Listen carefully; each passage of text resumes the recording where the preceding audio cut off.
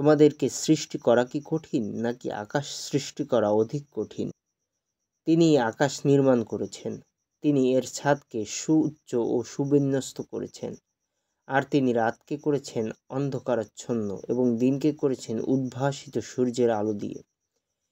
এরপর তিনি পৃথিবীকে বিস্তৃত করেছেন, তার থেকে তিনি বের করেছেন পানি ও তৃণরাজি, এবং পর্বতকে দৃঢ়ভাবে স্থাপিত করেছেন।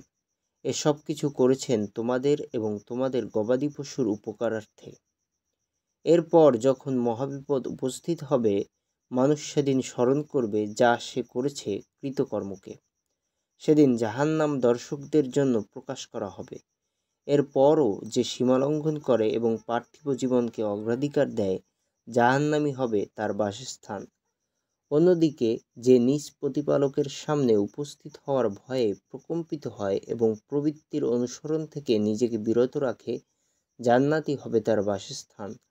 হে রাসূল, তারা অবিশ্বাসীরা আপনাকে জিজ্ঞাসা করে কিয়ামত কবে অনুষ্ঠিত হবে।